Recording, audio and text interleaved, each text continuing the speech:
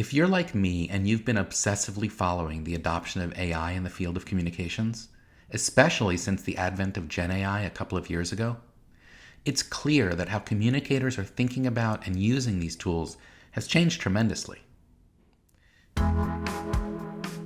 In October, as part of our PageUp annual conference in Boston, we convened a panel of experts to talk about latest developments and best practices with GenAI. The conversation, moderated by PageUp member Ethan McCarty of Integral, explored the fascinating intersection of AI and strategic communication, and even got into the psychological reasons that might be hindering an organization's adoption of AI tools. This panel included Joao Belo, Senior Vice President of Global Communication at Takeda Pharmaceuticals, April Yue, Assistant Professor of Public Relations at Boston University, and Dan Gaynor, Strategy and Communications Lead at Signal AI. We'll pick up on the conversation with Joao, sharing how at Takeda his team moved from experimenting with generative AI as a productivity booster to a truly strategic tool, which is especially interesting in their competitive and highly regulated industry. I'm Elliot Mizrahi, and this is the new CCO. Joao, I want to start with a question for you.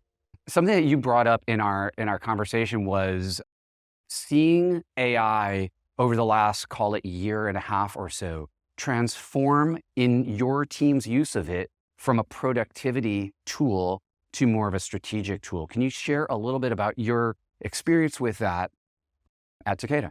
Thank you, Ethan, and thank you for the opportunity to be here and talk about this. It's been a little bit of a journey. About almost 2 years ago, really, when ChatGPT started, we are lucky that our DD&T organization, so digital and technology organization at Takeda, immediately started to develop our own large language model, which we started to play with around the same time as ChatGPT came along. And what that did for us was, we immediately understood the possibilities in terms of productivity. It was a given, right? We saw the potential. We understood, all right, this is going to make a real change in terms of productivity, which then started to pop more sort of in-depth questions. And one of the things we started to think about was, all right, we measured productivity a little bit. We started to think, right, so depending on the job descriptions, how much productivity savings we're actually thinking about. And we went numbers all the way from more than 50%, depending on if you're sort of a writer, if you produce content, perhaps productivity gains in the realm of 50, 60, even maybe 70%. If you do have a little bit different job, perhaps a little less than that, we landed on a sort of an average of 30% productivity gains for our entire organization.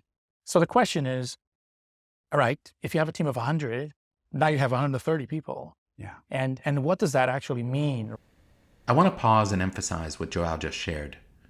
The conversation on AI has tended to be that you can do much more with much less. While that's true, Joao and his team are pioneering an AI-powered knowledge management system, trained on their organization's distinctive positioning. AI writing a first draft of a press release is one thing, but building that kind of organizational consciousness shifts the conversation from how can we do the same work with fewer people to how can we maximize the value of these powerful new capabilities for competitive advantage. Right? Where are you going to, these 30 new employees that you now have, what are you going to do with them, right? What are the things that they're going to be able to do? And as we were sort of going through this sort of existential questioning, one day, Dan and I were actually meeting, and we, in a meeting room, I actually have a picture in my head of that meeting room. We started whiteboarding possibilities, right? And what if, hypothesis generation, right? What if we train a large language model and we build sort of a relatively complex AI system and train it on our strategy? And we are in a good position to do that because actually thanks to the work that APCO did, I know there's a lot of people here from APCO. About 4 years ago, we ran a lot of research understanding what our stakeholders expect from us, what do they value about Takeda, and who we are, right, our ethos. And we put it all that together into what we call the distinctive positioning, which is essentially a strategy for differentiation against other pharma companies. So we actually had a lot of material to train a large language model on. And the hypothesis was, if we train a large language model on this, can we actually build an always-on dashboard that will be looking into all our outputs as an organization, earned coverage, social media posts, Takeda.com stories, all the outputs, and overlap that with our strategy and tell us, are we on strategy or are we not? And so we started to sort of whiteboard all of this and it got into production in April this year. And so I think the point, kind of getting down to your question, is there's a lot more to do than just productivity. And I would say that the potential in terms of strategy and analytics is tremendous. Dan, obviously you were involved in that project and in others. And, there seems to be somewhat humble origins here. You got like a whiteboard and, ChatGPT and whatever. But, what you are doing at Takeda is sophisticated, well-resourced. That's a lot going on there. What would you say, having now worked across many organizations, is like a good onboard, like what's the ramp so that you can credibly get started, but like materially be embedding AI into a communications capability? Yeah, sure. I came to AI as a comms practitioner, right? So in global comms at Nike, the golf team wouldn't get along with the tennis team, and we needed to figure out what the story was there. At Weber Shandwick, many alumni here in the audience today, working with many companies from IBM to J&J, who are all trying to figure out, in this sea of sameness, how they can differentiate with a corporate narrative that feels truly ownable and authentic to them. And one of the things that I've seen companies do well when it comes to AI, well, there's a few key points. The first is standard setting, right? Which is to say, we are now a data-driven organization. We see this all the time in different organizations where it's like, well, I got my media monitoring tool and I've got like a volume metric, or we hate to say it, but impressions metric, or, all those other old school things, but I'm pretty much just going to do my job as I see fit. I'm going to pitch the media that I think is best. I'm going to put out the messages that I think with my gut instinct sounds best. And what I think from a standard setting perspective is so important is being able to use data to make decisions that we can all rally behind as objective proof of the bets we should make, and then proof that the bets are paying off. The second thing, to Joao's point, is to talk about strategy in a way that is very, very specific, right? I think we all know as communicators, everybody here is campaigning on being perceived as an innovative company. Everyone here is being perceived as a purposeful company. And I think we've all seen, whether it's your commitment to net zero or your embrace of R&D across your organization, you need to figure out what are the most authentic proof points. What are those core values, those distinctive positioning themes that truly feel like you can own, because then you can use those to train the AI system. And then, of course, the final bit of this is synthesizing, right? It's thinking about the data points that you need to pull in. This could be global media data. This could be elite paywall data like the Financial Times or Wall Street Journal. It could be regulatory, legislative, litigation data. And thinking about the data sources you need is really important because, as you all know with an LLM, it's all based upon what's in the model. And so no matter how precisely you comb that model, the power is in the raw material that you're sourcing insight from. And so if you can be really specific in terms of setting a standard that your organization is now data-driven and making decisions with the objective proof.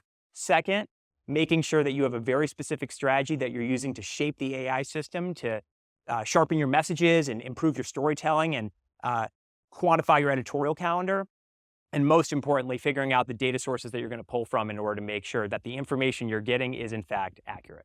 At the end of the day, we're talking about getting a bunch of humans to behave differently, which is, of course, that's part of the job, right? My team at Integral has, for the last few years, I'm looking over at you, Rob Yakelek over there from Harris. We've been doing research every year with the Harris poll on employee perceptions and experience and so on. And one of the things that we've asked about is the adoption of various digital tools, AI being among them. One of the questions that we've asked is, do you think the adoption of AI is going to be good for your company? And do you think it's going to be good for you? Will it make you more productive? Will it make your company more successful? And one of the big surprises for us was the same number, 79% of people who were in our 2,000 plus person sample said, yeah, it's going to make my company more effective and it's going to make me more productive. And yet also fully a third said, this is going to threaten my job. And probably, and I think the time frame was like rather immediately, like in the next 6 to 12 months. April, you look all the time at the research. You conduct the research on change in organizations, internal communications. What are you seeing in terms of the research, the trends of adoption, openness to some of the things that Joao and Dan were just discussing? I think there's an overestimation on how enthusiastic, open, and receptive that comm professionals are about adopting AI in their workflow. Yeah. Many of the research out there, including some of my own, showed that the fear of being replaced by AI and the self-esteem concerns are some of the biggest hurdles to AI adoption. AI does not affect all employees in the same way, right? So employees with low job skills and domain knowledge, they tend to be more resistant to AI adoption. And this is because now with AI being able to perform some of the repetitive low-level work, these employees are feeling more and more pressure to engage in higher level strategic creative thinking, which they may not yet be equipped to have the skill and knowledge to do so yet. So these employees are more worried about being replaced by AI. And also, research shows that individuals' personality traits do affect how they react to technology adoption. And sure, a lot of us here know the big 5 personality traits. And some of the recent research shows that employees ranking high on openness personality trait are more likely to view AI as a helpful tool and assistance.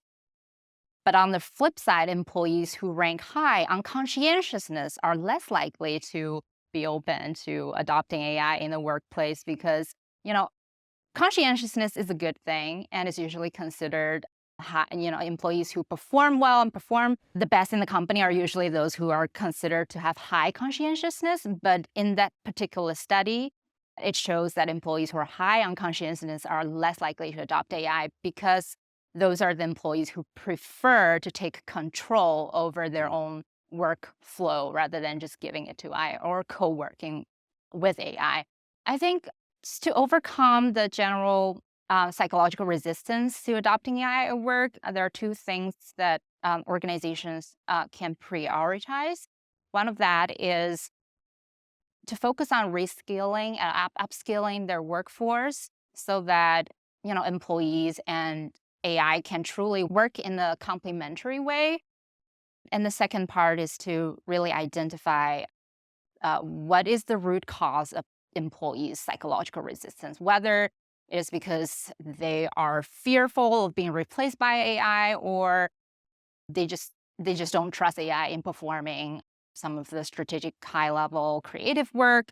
And a recent research also shows that AI adoption can trigger employees' self-esteem concerns, which actually discourage employees from adopting AI. And by that you mean, so like if I lean on AI, it could be a signal to others that I'm less competent or capable or what have you. Exactly. And the research also suggests, one thing to overcome this is that managers should encourage employees to engage in some of the positive self-affirmations and also avoid overselling the promise of intelligent machines. Yeah, that's so helpful. And, I couldn't help but notice, Joao, when you were talking about that extra 30%, I mean, first of all, I admire your humanistic view on that because that's what we keep on telling folks. Like, look, if you don't adopt AI, you're probably not going to be replaced by a robot. You're going to be replaced by somebody who is. Yeah. And that's a very humanistic view, frankly. The more sort of mechanical, financial, or even cynical view would be,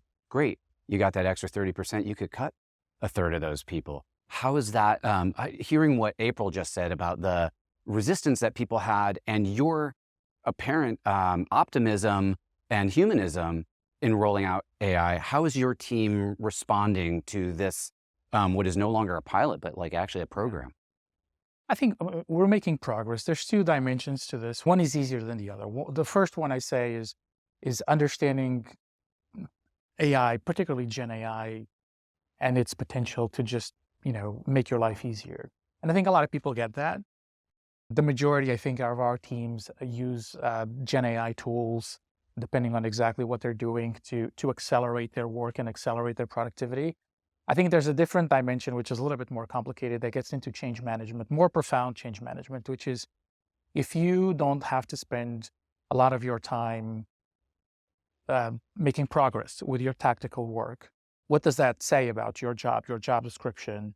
Where do you actually going to spend most of your time on, right? And what the transition we've been trying to make in our team is, again, strategy, analytics, understand analytics much better, because we now have this great tool that we call Sentinel, where people can go in and understand every day, right? 24/7, are we on strategy or are we not? So that requires two things. One is just their willingness to digest analytics, right, on a daily basis. The same way as, 20 years ago, you used to come in the office and read the newspapers. Now they have to go in the dashboard and understand the analytics of the day. So that's not easy, because a lot of people, let's face it, a lot of folks in comms they're not very close to analytics, right? Yeah. It's not the skill that we see in all our teams members. So that's a part of it. And then I think the other piece is translating insights from the analytics into strategy, which I think is another skill that not a whole lot of people have. So we're talking about a huge transition, going from, taking advantage of productivity, making progress, not fully there, but kind of a given. Much more complicated is, how do I think strategy and analytics on a daily basis much more than before, right? Avoiding the proverbial jumping into tactics that our teams oftentimes do. And that is a lot more complicated, and I wish I would have a really strong answer for you right now. Somebody in this room has that for you. So if you have that answer for Joao, please find him after the session. Dan, you've encountered many teams who are trying to pull that use of AI and tools into that strategic level. What would be some examples that you would offer?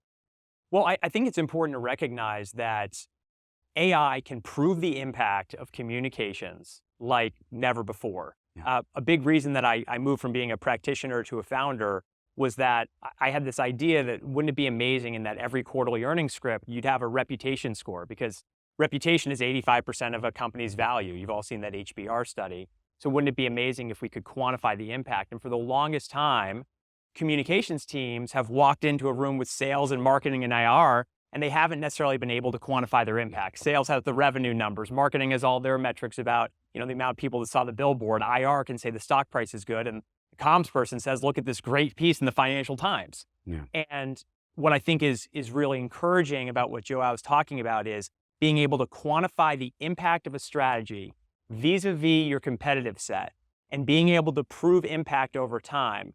Now, of course, there's static metrics like surveys that continue to be valuable, particularly on audience analysis that's hard to get to.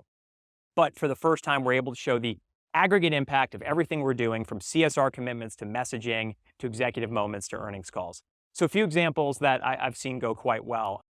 I'm from Boston, born and raised. So if you guys need recommendations on restaurants or rotaries, I'm happy to make advice. But a great company here in Boston is called EasyCater. EasyCater started out as a catering company, literally started by a grandmother, and it's close to being one of the hot tech IPOs of the next year. EasyCater is trying to make a transition from being a catering platform that your mom and pop sandwich shop would use to being seen as this entire Workday-like platform for large enterprises. And so they're using AI to figure out, okay, what does our competitive set look like now? It's no longer like DoorDash, maybe it's more like Salesforce. And so we need to map certain topics like AI agents and GenAI interfaces for our customers to understand the best way to position our new innovative offerings to be perceived as a tech company so that their IPO pops off.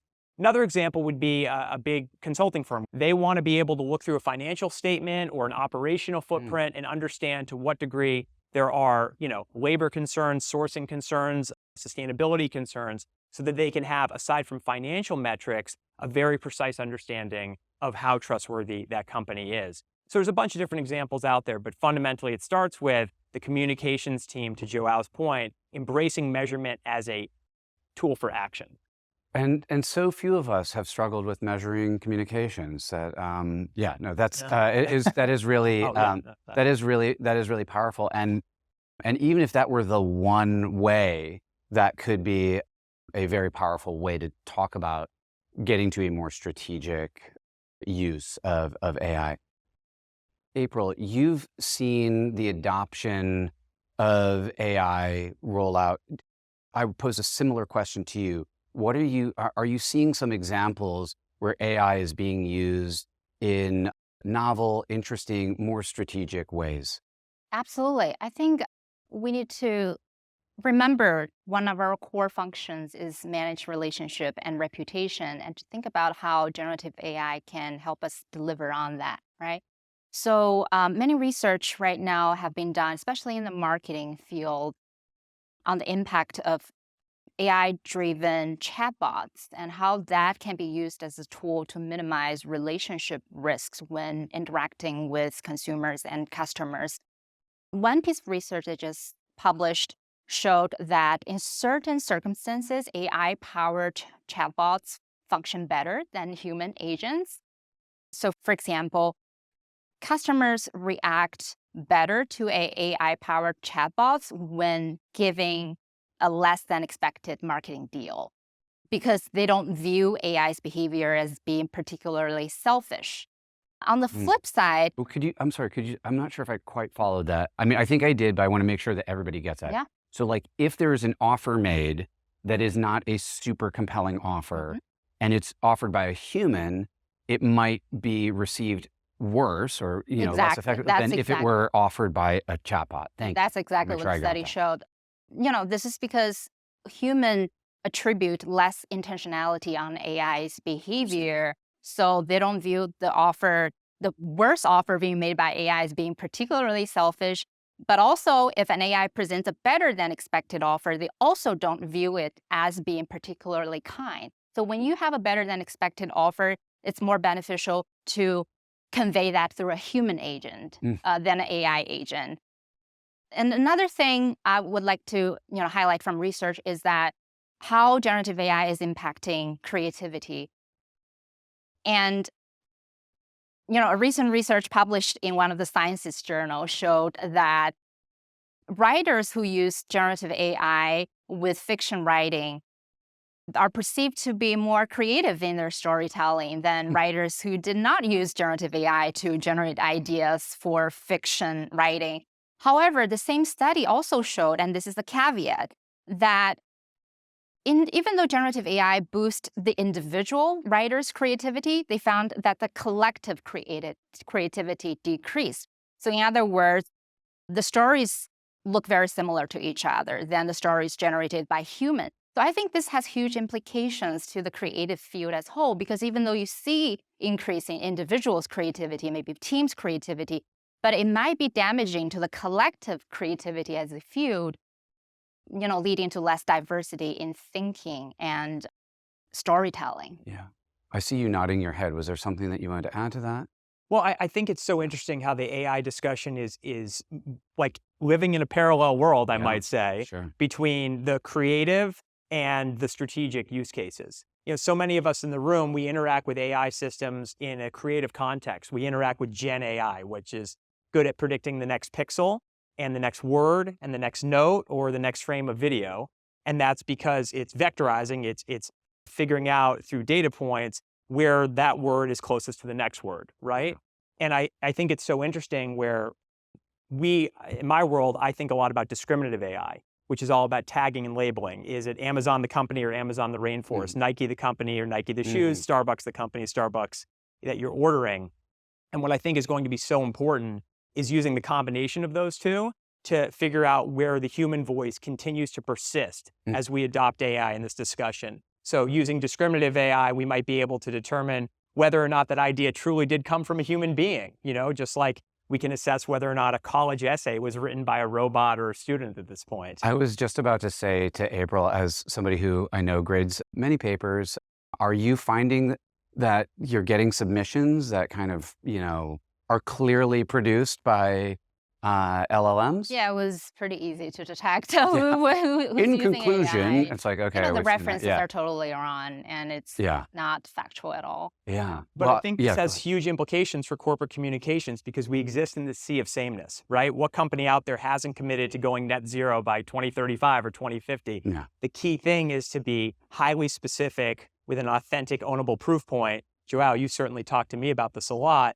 with how we are pursuing that widely aspired to goal. Yeah. And only human beings can make a decision in terms of how to do that. I wouldn't trust AI at this point to differentiate me. It would just give me options to differentiate. And it's so important with what you're saying to understand that maybe you're getting more creative output, but you also have to have that spider sense in the back of your head that maybe I'm just being pushed in the same direction as everyone else. Yeah, I do want to talk about, so we started to raise the specter of some risks for a moment there.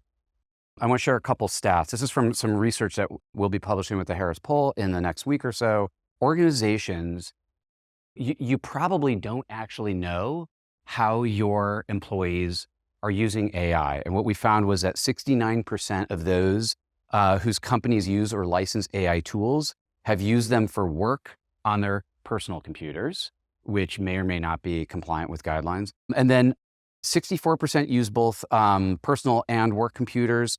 22% use it only on their work computers and 14% only on their personal computers. So what we're finding essentially is that many people don't know whether or not their organization has a policy. We're seeing people in our research who are saying, I'm basically doing work on open AIs. So I'm like going to ChatGPT, even if my company doesn't allow it or license it or what have you, in order to get my work done. So this is happening now rather significantly. That is just one of the risks. Joao, how are you thinking about contending with some of the known risks like out of policy use, leaking confidential information, hallucinations, and so on? Yeah. Well, it's work in progress, right? And I think we're trying to uncover two things. One is GenAI misinformation risk just another manifestation of the risk that we already have with social media? So any given day, right, there's a lot of falsehoods written about any of our companies. You know, if the company is large enough, you're going to go on Twitter, you're going to see all sorts of things written about your company. What we have seen is that usually, at least from our experience, is that usually stakeholders don't kind of pay a lot of attention to that, right? There's not a whole lot of engagement with some of the most absurd falsehoods. So is GenAI misinformation just another manifestation of that, or is it going to be bigger? I don't have an answer just yet, actually. We've been trying to do a lot of research. Our cybersecurity team is on this, on and on. We're obviously monitoring this and trying to see, and we've actually had a risk meeting this week, and we talked about the risk of GenAI. We're flagging, we're monitoring, we're trying to gather the data. My personal opinion, I think there's a potential, of course, for once deepfakes get good enough, you might actually have a big issue. Yeah. So I think what we haven't seen yet is a deliberate attack on corporations, one that is strong enough to get us all in our heels and say, "Oops, Yeah. this is concerning." But I think we just might. And one of these days, we're probably going to have to change our issues management frameworks and communications, crisis communications and whatnot, to deal a lot more profoundly with this than we have been with social media so far. Yeah. Yeah. What are you, when you think about that trade-off, that risk, early adoption versus being late to the show and trying to navigate that, is there a framework that you think through, that you talk with your teams about, or that you would recommend to us? Rather than a framework, I think about it as an opportunity. I mean, put it this way, I'm a practitioner in comms who failed algebra, like many of you in this room. Unlike many of you in this room, I failed it like 4 times in a row, and then I went on to a D- in geometry. So if I can work in this space, I'm quite confident almost anybody could. I think what's very exciting for me is, for the longest time, communications hasn't necessarily been seen as the vanguard of innovation, let alone the most data-driven function. And with AI, because of how customizable it is, I would argue, and I've seen, that communications teams are the leading function when it comes to adopting the tangible end-to-end business uses of AI. Whether that is training the key specific topics of your corporate narrative, figuring out what data sources you can use to measure your core values on a day-to-day basis, not an individual point in time, and having real-time feedback both before you put a message out into the world and afterwards to understand the impact that you're making. Where I see hesitancy is that for the longest time, communications folks have been afraid of being graded. right? Mhm. Our metric of success is like land that piece, get a quote in the above the fold sort Yeah. of rank. And we now have an opportunity to go after what we all are hoping to do as communicators, which is fewer, deeper storylines, higher quality, higher impact, and less about the volume bazooka out there. When it comes to concerns, there are many. I mean, it's the first time that I had trained an AI system was only a few years ago. And I saw firsthand the bias when you click yes, no, and you're training a topic, Mm. whether it's recognizing a press release or thought leadership, or figuring out whether or not this is actually about vaccine giveaways or cell therapy in the biotech world, that can really give folks an opportunity to bias the data. That's why it's so important to have a back-end system where you're seeing every individual data point, like literally articles, social Yeah, media posts, yeah. regulatory documents, so you can be sure that the insights that you're getting are grounded in real hard truths and not hallucination. I want to quickly say something about how this is manifesting at my firm with my team. And we have very enthusiastic adopters of AI across the board. Some of that is, pretty tactical. Like we're able to do creative briefs in visual language in a way that we couldn't before. We were typing these detailed creative briefs and then asking a designer to read them. Now we type a detailed creative brief and it's accompanied by a really good version, like that approximates what we want. And we can talk in the visual language to our designers because we've created a rendering of the thing we want, but they're going to go do it for real and do it better. We have added it to our workflows, like with transcripts and summarization and these kind of things. And yet also there's a huge pressure on the business model of agencies. I remember Evan Krause standing up, I want to say it was at last year's PageUp annual conference, saying like, well, wait, if this is going to accelerate how quickly we can work and we're, time and materials, wait, shouldn't that go up rather than down in terms of the value we're creating? So there's fundamental questions about the business models of communications that are also in play. We've got time for a super speedy lightning round in 1 or 2 sentences, starting with you, Joao. How do you envision the role of data and AI evolving the responsibility of communications leaders? Yeah, I have a fundamental issue with communications being a supporting function, so-called. I think communications is a business function. I don't see myself supporting anyone. I see myself as a business leader in the room, the same as anyone else. I try to tell my team to do exactly that. I think what AI can do, AI systems as a whole, because of all the potential in helping us to be more strategic, measuring analytics, they can be they can bring us that competitive advantage to be there, right? And to show the impact that we drive. As a leader. Fabulous. April, same question. How will AI and data transform communications leadership? Yeah, I'd say change is really happening at lightning speed. No matter you're for or against Gen AI, it is important for leaders to engage in continuous learning. Be always open-minded and curious in this process, experimenting things with your team, listening to your employees and addressing their needs and concerns so that you can foster a culture of just openness to technology and as well as learning. Thank you. Dan, you get the last word.